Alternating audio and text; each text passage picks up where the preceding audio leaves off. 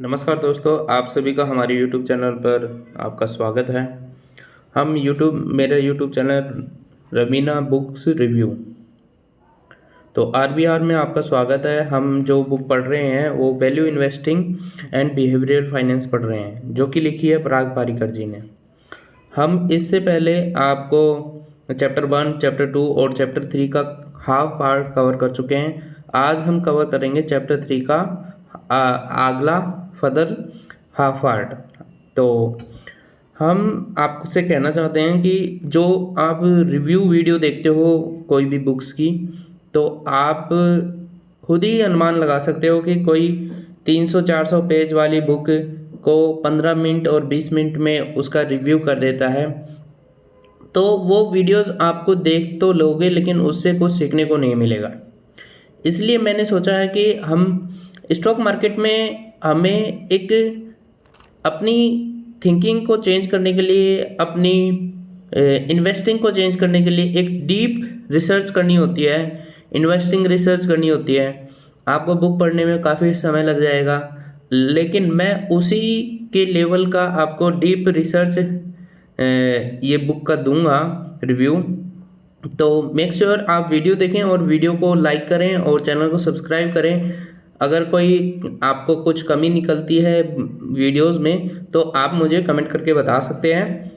और thank you. फिर चलते हैं अपनी बुक को रिव्यू करते हुए। चैप्टर 1 और चैप्टर 2 कवर कर चुके हैं हम। ये जो बुक है value investing and behavioural finance, Parag Parikar ji ने लिखी है। थोड़ा सा रिव्यू मैं बता देता हूँ। इसमें अभी तक जितना हमने पढ़ा है उसमें ये है कि पराग पारिकर जी ने वैल्यू इन्वेस्टिंग में ज़्यादा अपना इम्पोर्टेंस दिया है ओवर ग्रोथ इन्वेस्टिंग। उन्होंने ग्रोथ इन्वेस्टिंग को सही नहीं बताया है, उन्होंने वैल्यू इन्वेस्टिंग को बहुत अच्छा बताया है। तो ग्रोथ इन्वेस्टिंग की जगह आपको वैल्यू इन्वेस्टिंग करनी चाहिए। और बहुत सारे हमारे बिहेवियरल चीज़ें जो होती हैं, जो हम गलतियां करते हैं, किस किस कारण से वो गलतियां करते हैं। जैसे इंस्टेंट ग्रेटिफिकेशन का इन्होंने बहुत ज़्यादा जिक्र किया है कि जल्दी से हम संतुष्ट हो जाते हैं। ठीक है, तो वो चीज़ें हम ऑलरेडी कवर कर चुके हैं पिछले चैप्टर्स में। अब आगे चलते हैं। चैप्टर 1, 2 और 3 का हाफ पार्ट हम कवर कर चुके हैं। आज हम करेंगे चैप्टर 3 का अदर हाफ पार्ट। तो उससे पहले हम बता देते हैं कि चैप्टर 3 में हमने क्या क्या पढ़ लिया है। ये चैप्टर 3 का नाम है behavioural obstacles to value investing. इसमें लगभग हमने यहाँ पर वैल्यू इन्वेस्टिंग तक हमने पढ़ लिया है।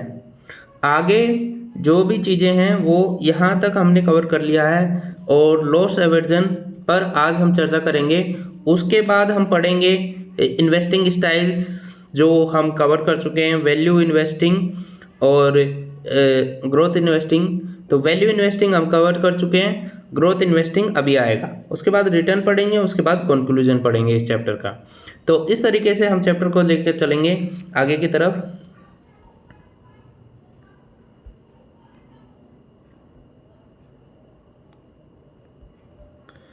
ओके, चैप्टर 44 का हाफ पार्ट हमने कवर कर लिया था। इसके बाद ये लॉस एवर्जन हमें कवर करना था। लॉस एवर्जन देखिए, द फेमस साइकोलॉजिस्ट हुए हैं डेनियल केनेहमैन एंड एमोस टुवर्स्की।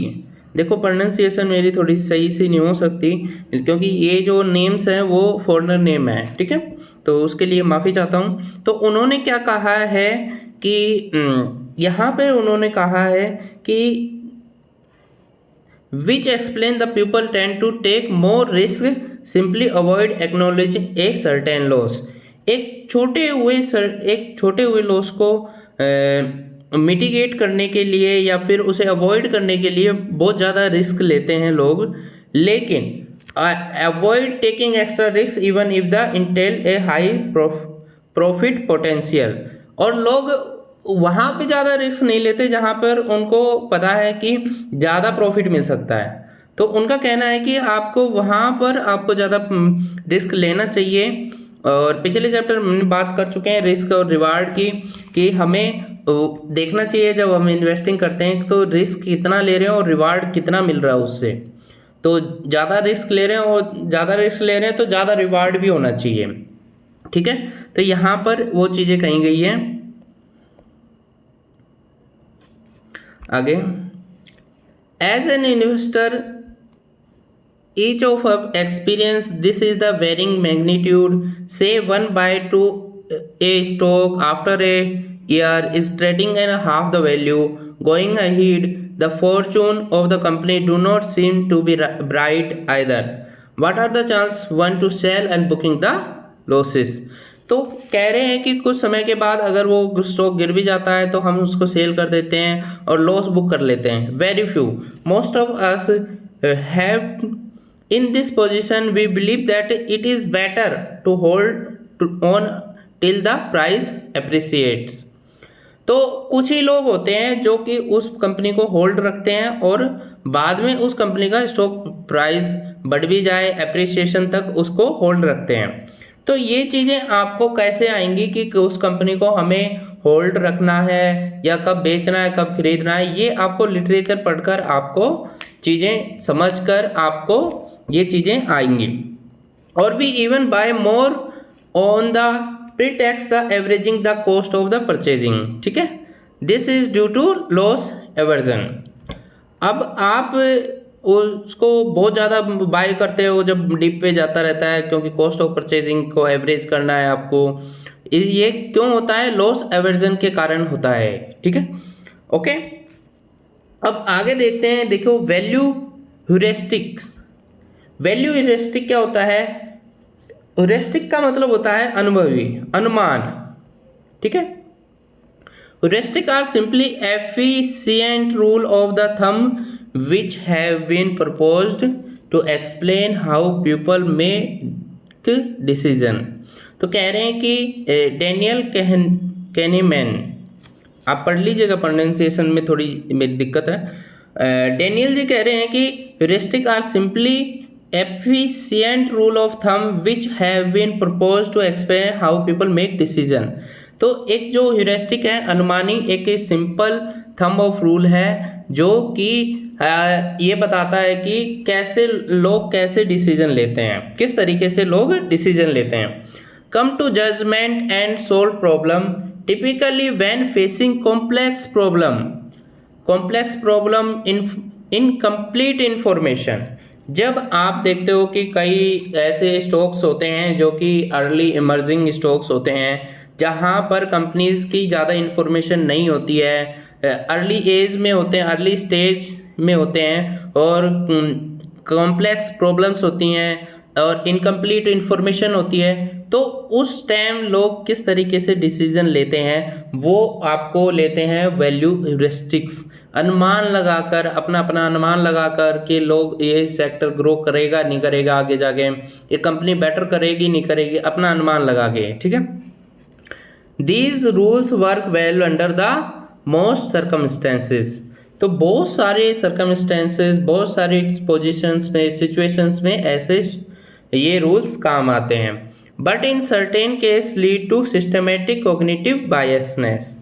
तो इस तरीके से आप जब वैल्यू इन्वेस्टिंग ह्यूरिस्टिक लेते हो तो ये एक थोड़ा सा बायस भी होता है, क्योंकि आपका माइंड और दूसरे का माइंड अलग है, तो उससे बायसनेस भी आती है। देखो, बायसनेस को इस तरीके से नेगेटिव मत लीजिएगा, क्योंकि हमारे फैसले, मेरा फैसला डिसीजन लेने का अलग हो सकता है, आपका अलग हो सकता है, क्योंकि दोनों के माइंड अलग हैं, दोनों के लिटरेचर स्किल्स अलग हैं, बहुत सारी चीज़ें अलग हैं उनमें दोनों में। लेकिन आपको अपने डिसीजन पे विश्वास रखना है और इमोशनल डिसिप्लिन रखना है आपको। और लॉस आ रहा है उसमें तो आपको दोबारा से उसको रिव्यू करना है, अपनी जो भी डिसीजन आपने लिया है। ऐसा नहीं कि जल्दी से आप उसको बेचकर निकल जाओ, लॉस बुक करके निकल जाओ। तो आप अपने को रिव्यू करते रहिए, तो आपको एक टाइम आपको सही तरीके से आपको यहाँ पर बेनिफिट होगा और सही तरीके से आप पैसा बना पाओगे, ठीक है। The stock market move very fast and the lure of making a fast buck before the neighbor does is so great that shortcut of the rules of the thumb has become the innovation of the valuation games। अब देखिए very stock देखो stock तो move करता रहता है stock market में हर समय आपको बाइंग अपॉर्चुनिटी भी होती है, सेलिंग भी होती है, हर समय अपॉर्चुनिटीज़ होती हैं। अगर आप अंडरस्टैंड करोगे सही तरीके से स्टॉक मार्केट को तो आप देखोगे कि हमेशा आपको ऐसी अपॉर्चुनिटीज़ मिलती रहेंगी। ऐसा नहीं सोचो कि ये अपॉर्चुनिटी आगे नहीं आएंगी, लेकिन आपको अगर लिटरेचर पढ़ोगे तो आपको सही से स्टॉक मार्केट समझ में आएगा। Some of the valuation heuristic are as a follow.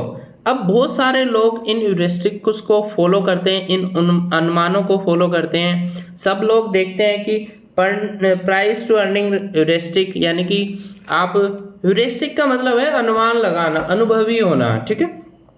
Price to earning P ratio हम सब देखते हैं, मैं भी देखता हूँ, आप लोग भी देखते हैं। सब लोग ये सोचते हैं कि लो पी रेशो है किसी कंपनी का तो वो सस्ता है, और ज़्यादा पी है तो वो महंगा स्टॉक है। ये हम सब ऐसा सोचते हैं। तो उन्होंने क्या कहा है पी रेशो पे, ये हमें देखना है।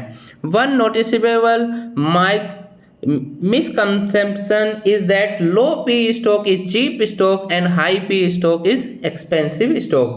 ये हमारे अंदर बहुत ही मिसकंसेप्शन है कि लो स्टॉक जो जिस स्टॉक का पी लो है तो वो चीप है, और पी स्टॉक जिसका ज़्यादा है तो वो एक्सपेंसिव है।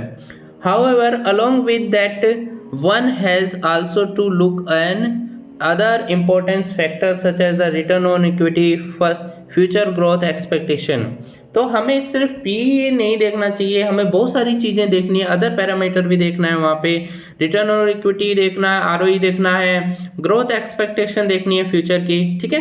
तो the perception can also play an important role in the valuation of the company. तो आप आगे क्या सोचते हो, आगे फ्यूचर में ग्रोथ क्या है, ये बहुत इंपॉर्टेंट है। और हमें किसी भी कंपनी का एक पैरामीटर नहीं देखना है, पी रेशो ही नहीं देखना, बहुत सारे पैरामीटर्स होते हैं, उन सबको देखना है और उसके बाद अपना डिसीजन लेना है। इसी तरीके से नेक्स्ट आपका रेशो आता है जो कि हम सब देखते हैं, price to book value heuristic. Price to book value heuristic आप सब देख सकते हो। अगर आप बिगनर हो अभी स्टॉक मार्केट में, आप नहीं जानते हो पी स्टॉक क्या होता है, प्राइस टू बुक क्या होता है, प्राइस टू सेल क्या होता है, तो आप यूट्यूब पे सर्च कर सकते हो और वहाँ से आप वीडियोस देख के जान सकते हो, ठीक है। Another common misconception that low P price to book value ratio represent cheap stock. अगर प्राइस टू बुक वैल्यू कम है तो हमें लगता है कि चीप स्टॉक है। हाउएवर अब देखो बेटा, एक चीज़ मैं पढ़ रहा था यहाँ पर, तो हमें प्राइस टू बुक रेशो जो होता है, कई कंपनीज कई सेक्टर्स में काम भी नहीं करता है, ठीक है। तो कुछ सेक्टर्स में ही काम करता है प्राइस टू बुक और कुछ में नहीं करता है। जैसे हैवी इंडस्ट्रीज जो होती हैं उनमें इतना देखा जाता है, और ऐसे जो सर्विसेज होती हैं उनमें नहीं देखा जाता है। वो तो बहुत सारे ऐसा, आपको जो भी पैरामीटर आप पढ़ रहे हो वो कौन सी सेक्टर के लिए रेलिवेंट है तो आपको वो देखना होगा, ठीक है। और जब पी रेशो देख रहे हो आप, प्राइस टू अर्निंग रेशो देख रहे हो, तो आप सेक्टर वाइज जिस सेक्टर का कंपनी है उसी सेक्टर की कंपनीज के साथ आपको यहाँ पर आपको कंपेयर करना है। ऐसा नहीं कि आप बैंकिंग सेक्टर की कंपनीज को कंपेयर कर रहे हो आप रियल एस्टेट की कंपनीज से, ऐसा नहीं करना है, ठीक है। However it is important to look at the other variables rather than the following this blindly. तो हमें बहुत सारे, ये हमें बोल रहे हैं कि इस बुक में बोल रहे हैं कि हमें एक ही पैरामीटर नहीं देखना, बहुत सारे पैरामीटर देखना है। A business whole assets earn around 6% on its equity and is also expected to do so in the future with interest rate 10%, deserve to sell at discount to book value and in no way can be called a cheap stocks। अब जिस तरीके से कह रहे हैं कि return to equity asset earn around the 6% का it's equity है, और फ्यूचर जो 10% है, और तो हमें इसे sell at the discount to book value in so why can be called is cheap stock. ठीक है। Alternative, a business earning 24% return on equity expected to do so in future with interest rate 10% deserve to sell as premium to book value. Moreover, a business selling at choose to the value book value with the business expected to maintain its return on equity and grow in the future would beat many others investing opportunity in business selling at lower P ratio price to book ratio. ठीक है, तो यहाँ पर समझा रहे हैं कि एक आपको सिर्फ एक ही पैरामीटर नहीं देखना, बहुत सारे पैरामीटर्स आपको देखने होंगे। ऐसे ही price to sale, generally price to sale are use to compare investing opportunity with in the same industry. ये मैंने आपको बताया कि जो भी पैरामीटर आप देखोगे, प्राइस टू सेल हो गया, प्राइस टू बुक हो गया, प्राइस टू अर्निंग हो गया, ये सारे जो पैरामीटर है सेम इंडस्ट्री की सेम कंपनीज के साथ कंपेयर करना है। ठीक है, अदर इंडस्ट्री की या अदर सेक्टर की कंपनी की पी रेशो आप दूसरे सेक्टर की कंपनी के साथ नहीं कर सकते, वो गलत हो जाएगा। But this not the according it's proper weight when one does not take into account that, ये पूरा चीज इसी ने ये कहा है। ठीक है, जो चीज मैं आपको बता रहा हूँ, टाइम वेस्ट ना करते हुए आगे चलते हैं। अब ग्रोथ इन्वेस्टिंग के बारे में देखेंगे। अभी जो हमने देखा कि वैल्यू इन्वेस्टिंग करते समय हम क्या क्या गलतियां करते हैं, क्या क्या चीज़ों को हमें हमारे जो बिहेवियरल जो डिसीजन है वो उनमें जो हमारा बिहेवियरल इन्वेस्टिंग है वो दिक्कत करता है, ऑब्स्टिकल होता है इन्वेस्टिंग वैल्यू इन्वेस्टिंग करने में। अब ग्रोथ इन्वेस्टिंग क्या होती है और ग्रोथ इन्वेस्टिंग को क्यों खराब बताया है उन्होंने, ये चीज़ें आप पढ़ेंगे। Growth stock investing is more of the philosophy by buying what is popular. तो अभी ग्रोथ स्टॉकिंग का मतलब क्या है कि अभी करंट में क्या चीज़ पॉपुलर है। जैसे कि अभी आप देखोगे कि तो ईवी स्टॉक आपको बूम मिलेंगे। सारे ईवी स्टॉक जो हैं वो कम से कम पिछले साल से आपको रिटर्न दे चुके हैं 80%, 90%, 200% भी दे चुके हैं कुछ लोग। ठीक है, और AI जो स्टॉक्स हैं उनमें ज़्यादा तेज़ी देखी गई है। ठीक है, तो इस तरीके से करंट सिनेरियो क्या है, वो होते हैं growth investing. During the technology boom internet retailing stocks were glamorous. तो जब 2001, 2 और 1999, 2000 के बीच का जो पीरियड देखोगे आप, 2000 और 2001 के बीच का जो पीरियड देखोगे वो टेक्नोलॉजी बूम का इंटरनेट रिटेलिंग स्टॉक्स था। तो वहाँ पर क्या हो रहा था कि जो कंपनी के पीछे इंटरनेट का नेम लग गया कि ये कंपनी इंटरनेट में काम करती है, तो उसमें इन्वेस्टिंग आ रही थी, बहुत ज़्यादा लोग उनमें इन्वेस्ट कर दे रहे थे, तो उसका जो स्टॉक्स है बहुत ज़्यादा बूम कर जाता था। और फिर उनकी अगर बैलेंस शीट देखते हैं तो उनकी एनुअल रिपोर्ट पढ़ते हैं तो वहाँ पर कोई भी अर्निंग नहीं है उनकी, तो वो जस्टिफाई नहीं कर रहा था उस स्टॉक के प्राइस को। तो वो जितनी तेज़ी से ऊपर उठा उतनी तेज़ी से कुछ एक सालों में गिरा भी। तो यहाँ पर देखा गया है कि ग्रोथ इन्वेस्टिंग करते समय आपको बहुत ज़्यादा ध्यान रखना है। लेकिन यहाँ पर प्राग पारिकर जी ने तो ग्रोथ इन्वेस्टिंग को बहुत खराब बताया है और आगे देखते हैं क्यों खराब बताया गया है। ठीक है, when we cannot justify the high valuation of the stock, one would argue that growth stock hence expensive। जब हम हाई वैल्यूएशन ऑफ स्टॉक को नहीं एक्सप्लेन कर पाते हैं तब हम कहते हैं उसको growth stock, it is a growth stock और हैंस एक्सपेंसिव, और ये महंगा है। ठीक है, many investors and managers alike don't understand the true impact of growth on the value of the company compensation package। ठीक है, the profitability increase indicate the magnitude of the widespread misconception that growth irrespective of the amount of the capital required creates wealth of the shareholders। अब आपको कभी भी कोई भी investing करनी है तो उसका पीछे का आपको लॉजिक पता होना चाहिए कि आप जो इन्वेस्टिंग कर रहे हो क्यों इन्वेस्टिंग कर रहे हो इन स्टॉक्स में, क्या रीज़न है, और उसको वैल्यू करते जाना चाहिए। ठीक है, अब एग्जाम्पल देखते हैं कि ग्रोथ इन्वेस्टिंग का क्या एग्जाम्पल यहाँ पे दिया है उन्होंने। ऑन यहाँ पर इस बुक की सबसे अच्छी बात है कि वो जो गलत चीज़ बता रहे हैं वो एक डाटा के साथ बता रहे हैं कि वो चीज़ क्यों गलत है और वैलिड रीज़न दे रहे हैं वहाँ पर।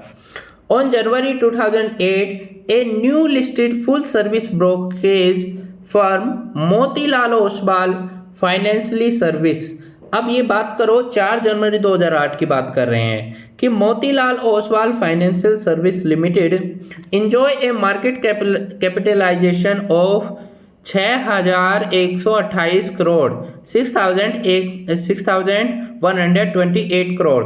तो मार्केट कैपिटलाइजेशन हो गई थी मोतीलाल ओसवाल फाइनेंशियल सर्विस की 6,128 करोड़, ठीक है, which was close to combined market capitalization of multinational giant Gillette, Procter Gamble's 6,795 crore. तो ये कह रहे हैं कि जो मोतीलाल ओसवाल जो कंपनी थी वो 2008 में लिस्टेड हुई, उसकी जो मार्केट कैपिटलाइजेशन थी वो जिलेट और प्रोटोको, ये एक ही कंपनी का नाम है, जिलेट इसका प्रोडक्ट है, ठीक है, पीजी बोलते हैं इसको, प्रोक्टर कैम्बल्स। अब हम देखेंगे कि value the former is growth stock while the beaten down latter companies are the value stock. अब यहाँ पर प्राग पारिकर जी कह रहे हैं मोतीलाल जो ओसवाल है वो एक मोतीलाल ओसवाल जो कंपनी है वो एक ग्रोथ इन्वेस्टिंग स्टॉक है, और वहीं जो पीजी प्रोक्टर एंड गैम्बल जो स्टॉक है वो आपका एक वैल्यू इन्वेस्टिंग है। तो अब हम दोनों को कंपेयर करते हैं कि 2008 से आज 2024 है, तो दोनों कंपनीज ने कितना रिटर्न दिया है और कितना उन्होंने यहाँ पर देखते हैं पहले, ठीक है, दोनों कंपनीज का देखते हैं कि रिटर्न कितना है आज के टाइम पर, ठीक है। डेट मैं आपको बता देता हूँ, देखिए ऊपर डेट यहाँ पर लिखी हुई है, आपको दिख रहा होगा ऊपर 9:21 हो रहे हैं, और मंडे है आज 25 मार्च, ठीक है, 24 को ये रिकॉर्ड कर रहे हैं। तो आज देखते हैं ओसवाल, मोतीलाल ओसवाल स्टॉक प्राइस। यहाँ पे मोतीलाल ओसवाल का स्टॉक प्राइस हमने निकाल लिया है, और वहीं हम जो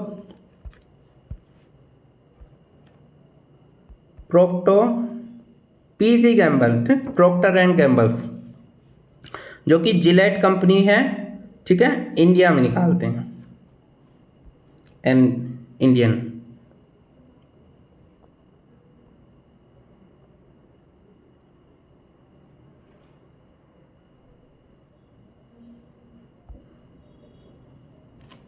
एक बार मैं निकाल देता हूँ, दोनों स्टॉक को यहाँ पर दोनों को ग्रो पे निकाल लिया है। ये एमओ मोतीलाल फाइनेंस जो कंपनी है ये है, और वहीं आपको ये पीजी जो प्रोक्टर एंड गैम्बल जो स्टॉक है जिलेट का, ठीक है। अब इसको कंपेयर करते हैं 4 जनवरी 2008 से, ठीक है, 4 जनवरी 2008 से यहाँ पर आपका 4 जनवरी 2008 देखते हैं, 2015 है, ये लिस्ट ही हुई होगी 2008 को, ठीक है।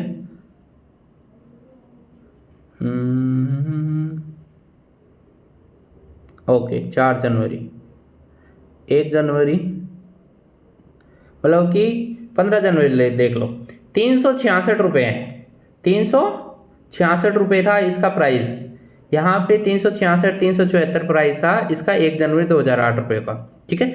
वहाँ से इस स्टॉक ने, आपको देखना होगा कि वहाँ से इस स्टॉक ने मात्र 817% का गेन दिया है, सिर्फ 817% का गेन दिया है, जहाँ पर ये स्टॉक फ्लैट रहा है कुछ, और फिर बूम किया है, फिर गिरा है, फिर फ्लैट रहा है, फिर बूम किया है, ठीक है।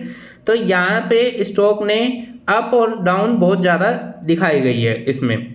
तो ये एक आपको यहाँ पर आपको ये एक ग्रोथ स्टॉक है ये, ठीक है।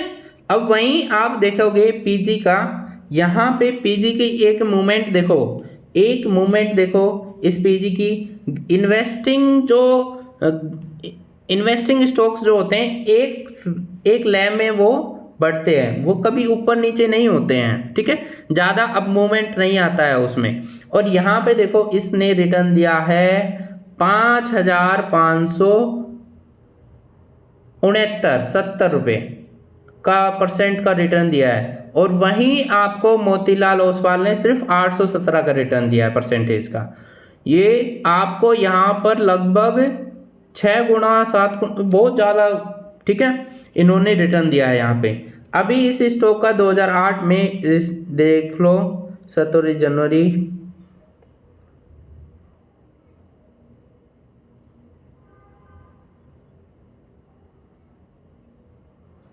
फरवरी, 1 जनवरी को 775 रुपये का ये स्टॉक था। 775 का ये स्टॉक था जब चला ही था। और देखो अब इन्वेस्टिंग और ग्रोथ इन्वेस्टिंग और इन्वेस्टर जो वैल्यू इन्वेस्टिंग और ग्रोथ इन्वेस्टिंग में आपको फ़र्क दिख गया होगा। एक जो वैल्यू इन्वेस्टिंग और ग्रोथ स्टॉक में क्या डिफरेंस है कि जो ग्रोथ स्टॉक होगा वो अप होगा, फिर गिरेगा, फिर अप होगा। वहीं जो वैल्यू इन्वेस्टिंग होगी, वैल्यू इन्वेस्टिंग जो स्टॉक होगा वो अप मूवमेंट ही दिखाएगा आपको, ठीक है, लॉन्ग टर्म में। तो ये मेक श्योर आप समझ गए होंगे, जो पराग पारीकर जी कहना चाह रहे हैं वो आप समझ गए होंगे, ठीक है। मैंने आपको यहाँ पर चीज़ें बता दी हैं। Growth stock, the term growth stock is meaningless since the growth stock can be identify only the retrospection. It is merely a stock that went way up. For most of us, our greatest richness always has been and will continue to remain in dreams. तो हम हमेशा एक dream बनाकर रखते हैं। तो growth stock को dream stock के नाम से यहाँ पर पराग पारीकर जी ने कहा है। Stock go to particular high level, देखो वही चीज जो मैं आपको समझा रहा था, high level when a lots of people think they might equal their dreams. Growth stocks are perhaps better term as the dream stocks, ठीक है।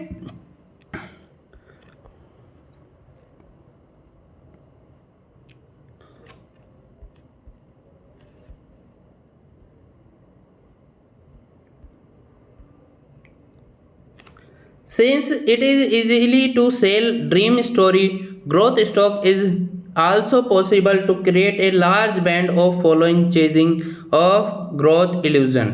तो यहाँ पर जो ग्रोथ स्टॉक जो स्टोरी है उसे इजीली बेचा जाता है।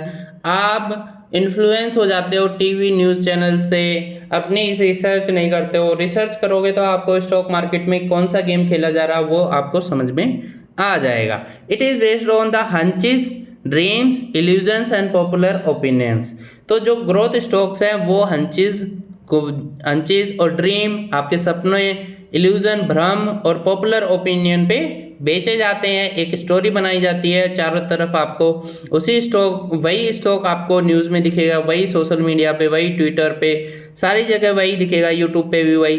तो आपको एक स्टोरी बेची जाती है और उसी स्टोरी पे आप फंस जाते हो और खुद की रिसर्च नहीं करते हो। जब आप रिसर्च करोगे खुद की तो आपको सीखने को मिलेगा। At present financial service, real estate, infrastructure and telecommunication stocks fall in this category. Dream stock as very difficult as of now to understand this business model and the future profitability potential is still a mystery. Okay, तो अब आप देखोगे कि जो growth stock होता है उसकी value आपको जज करने में थोड़ा सा दिक्कत होती है, ठीक है। अब आपको देखिए behavioural trades to pursuing growth strategies, ऐसी कौन सी हमारे व्यवहार में ऐसी प्रवृत्ति कौन सी हैं जो कि हमें ग्रोथ स्टॉक में इन्वेस्ट करने को हमें लालच करती है, या फिर कुछ ऐसी क्या चीज़ें हैं जो कि हमें वैल्यू इन्वेस्टिंग की तरफ ना जाते हुए ग्रोथ इन्वेस्टिंग की तरफ जाते हैं? क्या कारण से? पहला कारण है availability of heuristics. Human being tend to rely on the most recent on और the most readily available information. तो जो ह्यूमन का जो प्रवृत्ति है, ह्यूमन की जो नेचर है, वो विश्वास करता है रिसेंट, करंट में क्या हो रहा है, और करंट में जो इंफॉर्मेशन जो आपके लिए रेडिली जो तैयार की हुई इंफॉर्मेशन है उस पे ज़्यादा विश्वास करता है। इसलिए वो ग्रोथ इन्वेस्टिंग की तरफ चला जाता है। That is the reason that front page advertisement command a hefty premium to other page in the newspaper. इसी कारण से कोई भी न्यूज़पेपर का जो पहला पेज होता है वहाँ पे जो एडवर्टीजमेंट होती है उसके ज़्यादा पैसे लिए जाते हैं और पीछे के पेजों के ज़्यादा रुपए नहीं लिए जाते हैं। More brokers recommended them, their volatility make them take headlines, more fund managers, analysts discuss them on TV, more investors chase them, making them press worthy and popular। तो ये चीज़ें आपको मैंने समझा दी हैं, ठीक है। अब क्या क्या कारण से हैं? पहला कारण तो हो गया कि हम किस तरीके से वैल्यू इन्वेस्टिंग ना करते हुए ग्रोथ इन्वेस्टिंग कर देते हैं। पहला कारण है अवेलेबिलिटी ऑफ ह्यूरिस्टिक, यानी कि इंफॉर्मेशन इजीली अवेलेबल होती है और चीज़ें आपको वही स्टॉक्स आपको आगे पीछे दिखता रहता है। दूसरा कारण है कि आप ग्रोथ इन्वेस्टिंग की तरफ मूव करते हो। दूसरे कारण का जो कारण है वो है फॉलो द हर्ड। आप भीड़ को फॉलो करते हो, आप खुद का एनालिस्ट नहीं करते हो, खुद बुक्स लिटरेचर नहीं पढ़ते हो। लिटरेचर पढ़ोगे तो आपको ज़्यादा से ज़्यादा सीखने को मिलेगा। The availability heuristic creates such as the huge following that we have all sort of investors joining the bandwagon। Investing bandwagon का मतलब होता बैंडवैगन इफेक्ट होता है। इसका मतलब ये है कि जो लोग कर रहे हैं वही आप कर रहे हो, उनको लोगों को देखकर आप उन्हीं के तरह आप इन्वेस्टिंग कर रहे हो, ठीक है। इंडिविजुअल एंड और institutional investor are known to buy what other are buying. तो जो इंडिविजुअल इन्वेस्टर हैं वो जानना चाहते हैं कि दूसरे लोग क्या खरीद रहे हैं। This give them the confidence that if anything goes wrong, they are not the only one affected। तो हम लोग ऐसे अपने आप को वो दे देते हैं, अपने आप को एक सद्भावना या वो मैं भूल रहा हूँ हिंदी का वर्ड है एक। तो हम कहते हैं कि लोग जो खरीद रहे हैं वही हम खरीद लेते हैं। जब ये स्टॉक गिरेगा तो मैं अकेला नहीं होऊंगा जो इस स्टॉक को जिसमें नेगेटिव रिटर्न पा रहा हूँ, और भी लोग होंगे इसमें। They take solace in the fact that, ठीक है, जो चीज़ें मैंने आपको बता दी हैं आपको, ठीक है। Few of investors are noticed to be selling, all are follow and would want to sell faster than the others, ठीक है। इस तरीके से आपको अब सेकंड कारण क्या है कि हम ग्रोथ इन्वेस्टिंग करते हैं बजाय वैल्यू इन्वेस्टिंग के। Chasing fads and fancies.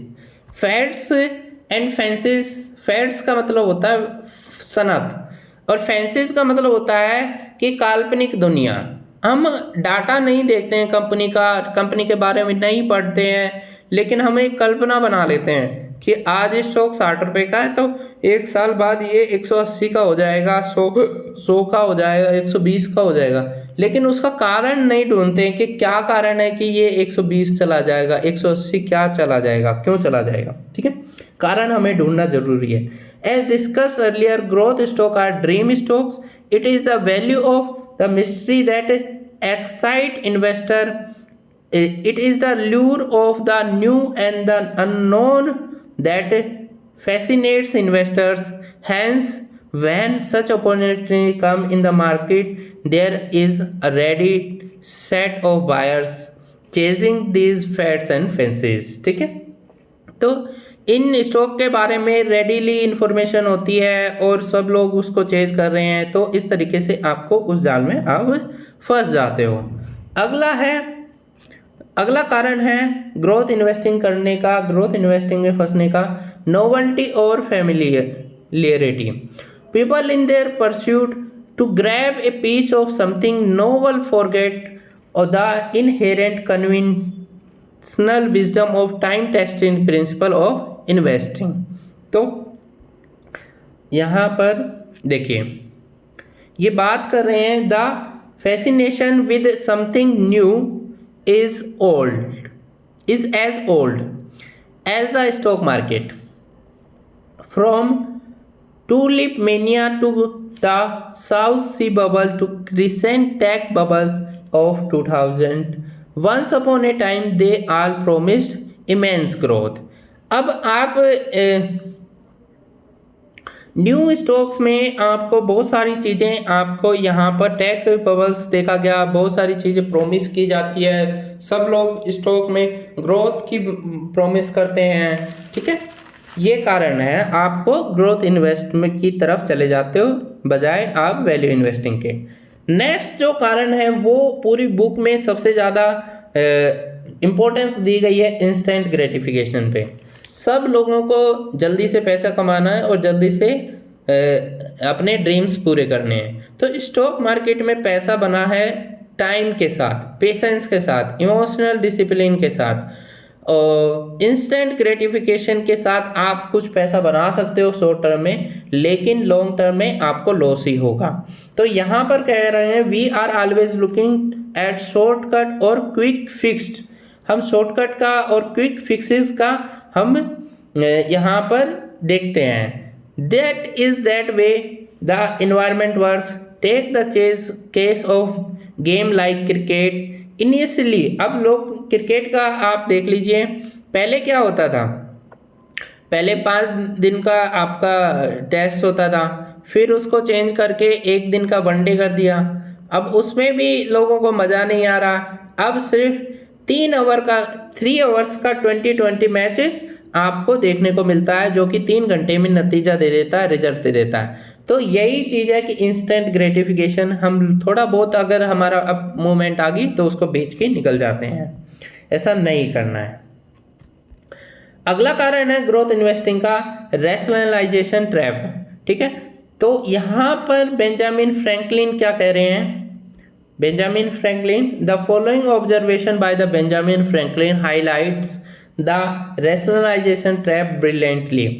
So convenient a thing it is to be a reasonable creature, since it enables one to find or make a reason for the everything one has to be a mind to do. तो यहाँ पे कह रहे हैं कि जो creature है, जो भी लोग जो भी हैं, उसे ये देखना चाहिए कि क्या कारण है कि हम इसमें इन्वेस्ट कर रहे हैं। आपको सबसे पहले रीज़न देखना चाहिए, वाई का आंसर आपको ढूंढना चाहिए, ठीक है। वाई का आपको आंसर ढूंढना चाहिए। नेक्स्ट जो हर्डल है आपको वैल्यू इन्वेस्टिंग करने में, ग्रोथ इन्वेस्टिंग की तरफ ज़्यादा झुका देती है, वो है एक्सपेक्टेशन इन्वेस्टिंग। आप बहुत ज़्यादा इन्वेस्टिंग इमोशनली अटैच हो जाते हो स्टॉक से और एक्सपेक्टेशन ज़्यादा करते हो। Stock price reflect expectation and the key to generate expectation क्या होते हैं, पी रेशो ही तो होती है। लोग ज़्यादा उस पर विश्वास करते हैं, एक्सपेक्टेशन करते हैं, पी ज़्यादा बढ़ता है तो लोग ज़्यादा उस पर विश्वास कर रहे हैं। Key to generate a superior return is to successful anticipate expectation revision, and important things to understand that neither a good high return business nor a bad return low business in the inherent attract or unattractive, ठीक है।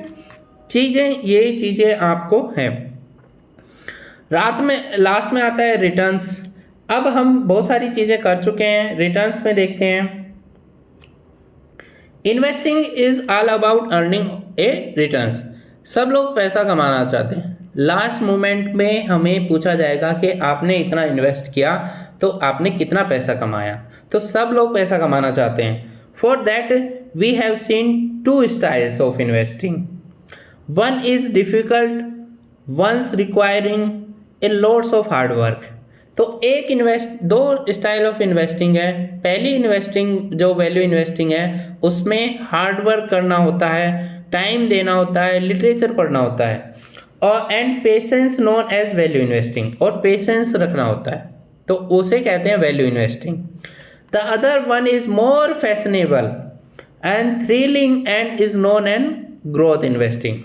और जो दूसरा style है वो growth investing का है, जो फैशनेबल है, जो कम पेशेंस में शॉर्टकट क्विक मेथड्स का यूज करता है, और thrilling it is known as growth investing.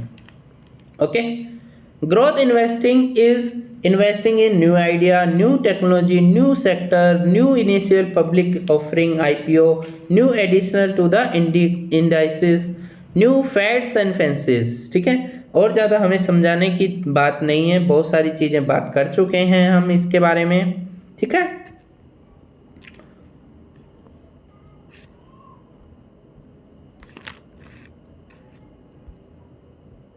अब देखो ये क्या कह रहे हैं, there is nothing wrong in buying a growth stock in its earlier stage. Earlier stage में ग्रोथ स्टॉक को बाय करना कोई गलत बात नहीं है, but such earlier phase is reserve for the venture capitalist and the private equity investors. तो आप जो अर्ली स्टेज बात कर रहे हो उससे पहले अर्ली स्टेज में ही लोग वेंचर कैपिटल्स और प्राइवेट इक्विटी उसमें इन्वेस्ट कर चुके होते हैं। हमारे पास जो रिटेल इन्वेस्टर होता है उसके बाद आता है हमें इन्वेस्ट करने का मौका। उससे पहले वेंचर कैपिटल्स उसमें इन्वेस्ट कर चुके होते हैं, प्राइवेट इक्विटी उसमें इन्वेस्ट कर चुकी होती है। They are the ones who enter early, हमसे पहले वो एंटर कर चुके होते हैं उस स्टॉक में। And when they see the opportunity time to exit, जब वो देखते हैं कि ये स्टॉक सही से बढ़ गया है और हम यहाँ से निकलने का वक्त आ गया है, they get to stock listed and sell it on the stock market when the market are bull phase.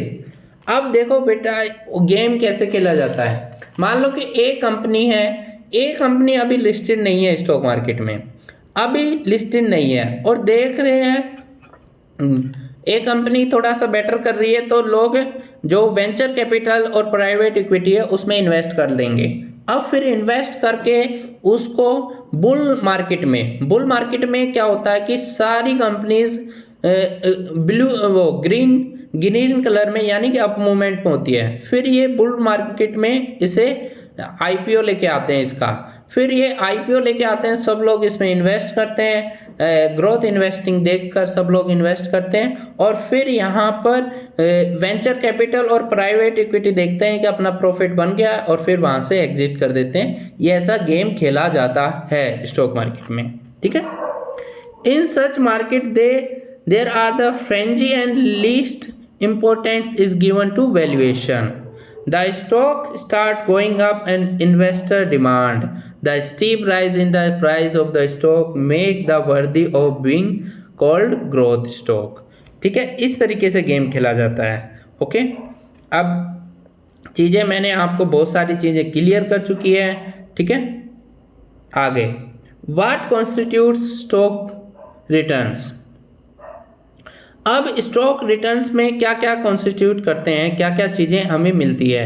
Stock investing akin to buying business with a sustainable business model, the business sell goods and service as profit. ठीक है, the profit distributes among the share holder as dividend के रूप में हमें return मिलता है। और आगे अगर the growth of the business shared with the existing share holders by issuing bonus split share of the them। हम देखो स्टॉक प्राइस जो स्टॉक मार्केट से जो स्टॉक होता है उससे किस तरीके से प्राइस कमाते हैं। एक तो प्रॉफिट हुआ कंपनी को तो वो स्टॉक लोगों में बांट दिया, एक तो वो डिविडेंड हो गया, और स्टॉक जो शेयर है वो स्प्लिट हो गया तो हमें कुछ स्टॉक ज़्यादा मिल गए। ओके, उसके बाद हम कैसे कमाते हैं जो इन्वेस्टर होते हैं। उसके बाद for an investor they two component of stock returns. the dividend one get from the stock and capital appreciation of the stocks. ठीक है, so it's very important that the acquisition price is lower for one to have healthy stock returns. तो हमें अच्छा return पाने के लिए एक stock price को कम कीमत में खरीदना होगा.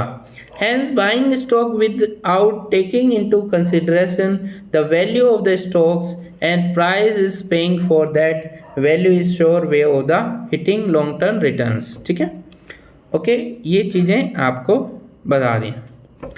अब आपको एग्जाम्पल के थ्रू सिखाता हूँ ताकि आपको समझ. Reliance natural resources RNRL is the stock that has good investor fancy had appreciated from a low 18 rupees in near 2007 to a high 2040 in January 2008. 2017 में ये stock RNRL Reliance natural resource limited 18 रुपये का था 2007 में. वहीं एक साल में ये जनवरी 2008 में ये आपका 240 रुपये हो गया. लगभग आपको 10 गुना क्या 15 गुना, लगभग 15 गुना ये आपको रिटर्न दे गया. ठीक है, 15 गुना या 13-14 गुना ये रिटर्न दे गया. ठीक है, investors who boat at lower rate have had good return in the stock. जो इन्होंने कम प्राइस में खरीदा था उन्होंने यहाँ पर अच्छा पैसा बनाया. But should not one call this return और स्पेकुलेटिव प्रॉफिट. ठीक है, वन कॉल इस जो रिटर्न है इनको स्पेकुलेटिव प्रॉफिट का नाम दिया जाता है. एट ए प्राइस ऑफ 250 पर शेयर 240 पर शेयर विद EPS इज 0.40 पर शेयर. अब 240 की प्राइस पर जो अर्निंग पर शेयर था, EPS जो हम कहते हैं, वो मात्र इनका 0.4% था. और RNL इस कंपनी का was coated the P ratio कितना था 600 P रेशो. अब आप सोच सकते हो कि किस तरीके से इस स्टॉक को बढ़ाया गया होगा एक साल में. कौन कौन से स्टोरीज बनाई गई होगी 2007 और 2008 में इस स्टॉक को 13 या 14 गुना करने में एक साल में. आप वो न्यूज़ पढ़ सकते हो. ठीक है, यूट्यूब पे वीडियोस देख सकते हो इनकी. Is this price justified? But investor who have made money in the stock will swear by it. Or this just the one example, but there are so many stocks that comes in this category. Okay, ठीक है, तो यहाँ पर बहुत सारे stocks हैं जो आपको बता दिए हैं. अब यहाँ पर लास्ट में कह रहा है कि growth is not a return. तो यहाँ पर पराग पारिकर जी कह रहे हैं कि growth stock is not a return. उसकी जगह आपको वैल्यू इन्वेस्टिंग करनी होगी, वही आपको रिटर्न बनाकर देंगे.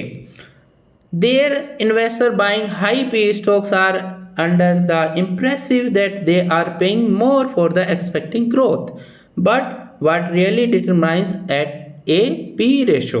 ठीक है, ओके, इस तरीके से आपको एग्जाम्पल भी दिए. अब यहाँ पर आगे देखते हैं.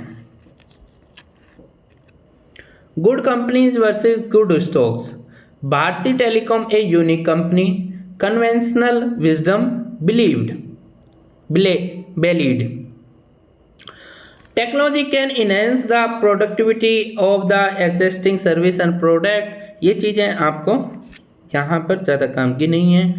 अभी जो भारतीय टेलीकॉम सुनील मित्तल जी हैं इस कंपनी के मालिक. और आगे देखते हैं, इसमें पूरा यहाँ पे भारतीय टेलीकॉम के बारे में बात की गई है, चीज़ें किस तरीके से है. ठीक है, अब a difficult habit to change. This has changed the fortune of Bharti Telecom, an Indian company born just after the liberalisation process start in 1991.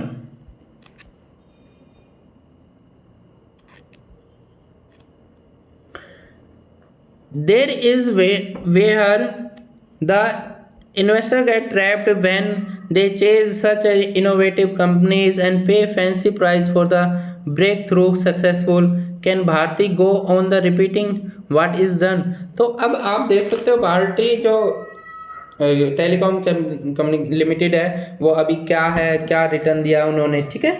तो यहाँ पर आपको बहुत ही सोच समझ कर आपका पैसा लगाना है स्टॉक मार्केट में। अगर मैं भी कहूँ ना कि इस पे स्टॉक मार्केट में पैसे लगा दो तो नहीं मानना है, आपको अपना दिमाग यूज़ करना है और कोई किसी के कहने पे यूज़ नहीं करना और वैल्यू इन्वेस्टिंग करनी है, ठीक है, पेशेंस रखना है। अब यहाँ पर लास्ट वर्ड इन्होंने कहा है जो कि वेरी इंपॉर्टेंट होता है, growth does not translate into return. जो ग्रोथ इन्वेस्टिंग है वो बड़ा पैसा नहीं बनाकर दे सकती। आपको शॉर्ट रन में कुछ पैसा मिल जाएगा लेकिन लॉन्ग रन में आपको नहीं मिलेगा। कंक्लूजन में इन्होंने लास्ट में बात की है जो सबसे इम्पोर्टेंट जो बात होती है, देखिए ये बात की है इन्होंने, value investing is knowledge and growth investing is mystery. Value investing क्या है, एक नॉलेज है, एक आपको लिटरेचर पढ़ना होता है, हार्ड वर्क करना होता है, न्यूज़ देखनी होती है, क्या क्या चीज़ें रिसर्च पढ़नी होती है, फिर आपको कन्विक्शन आता है इस स्टॉक पे। और जो ग्रोथ इन्वेस्टिंग है वो एक मिस्ट्री है, एक रहस्यमय है, उसमें कुछ नहीं पता कि आपको एक साल में रिटर्न मिल गया, अगले साल नहीं मिला, फिर वो स्टॉक डेड हो गया तो पूरा पैसा आपका उसमें डूब जाएगा। तो इस तरीके से आपको देखना है, पूरा अपना माइंड यूज़ करना है कि वैल्यू आपको किस तरीके से क्या परचेज कर रहे हो, आप किस तरीके से आपको यहाँ पर पैसा कैसे लगा रहे हो, ठीक है। Thank you. अब ये चीज़ें काफ़ी लंबी वीडियो हो गई है और मैंने आपको सारी चीज़ें आपको सिखा दी हैं। अब नेक्स्ट जो वीडियो लेकर आऊँगा मैं चैप्टर नंबर 4 की लेके आऊँगा, contrarian investing the psychology of the going against the crowd, ठीक है। इसकी आपको नेक्स्ट वीडियो लेके आऊँगा।